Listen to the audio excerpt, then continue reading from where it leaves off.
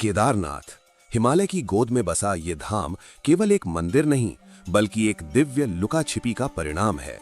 पर क्या आप जानते हैं कि यहाँ महादेव अपनी इच्छा से प्रकट नहीं हुए थे, वे तो पांडवों से छिप रहे थे, महाभारत के विजेताओं से भाग रहे थे। आखिर ऐसा क्या हुआ कि धर्म की रक्षा करने वाले पांडवों को ही महादेव दर्शन नहीं देना चाहते थे? ये कथा आरंभ होती है महाभारत युद्ध की राख से।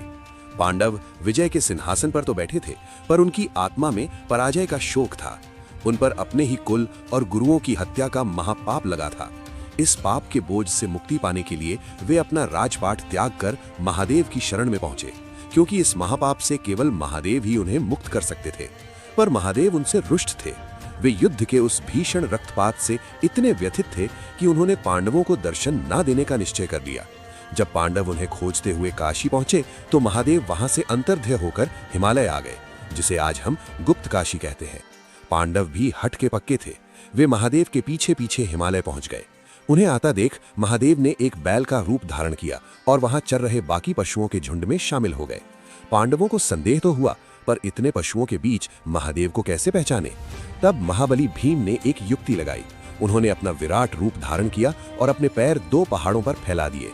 सारे पशु उनके पैरों के नीचे से निकल गए, पर एक बैल वहीं अड़ा रहा। वो अपने नीचे से गुजरने को तैयार नहीं था। भीम तुरंत समझ गए कि ये कोई साधारण पशु नहीं, ये स्वयं महादेव है। जैसे ही भीम उस बैल को पकड़ने के लिए झपटे, महादेव ने पृथ्वी में समाना आरंभ कर दिया। वे अंतर्ध्य होने लगे, पर भीम ने फुर्ती दिखाते हुए बैल की पीठ का त्रिकोणीय हिस्सा यानी उसका कुबड़ पृष्ठभाग पकड़ लिया।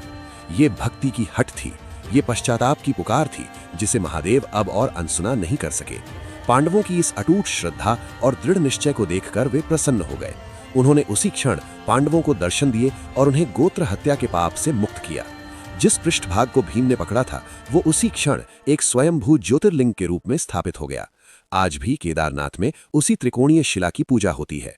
ये इस बात का जीवंत प्रमाण है कि जब एक भक्त सच्चे पश्चाताप के साथ अपने ईश्वर को खोजता है, तो ईश्वर को छिपने के सारे स्थान छोड़कर प्रकट होना ही पड़ता है, उस परम पिता के सम्मान में जो पश्चाताप की पुकार को कभी अनसुना नहीं करते।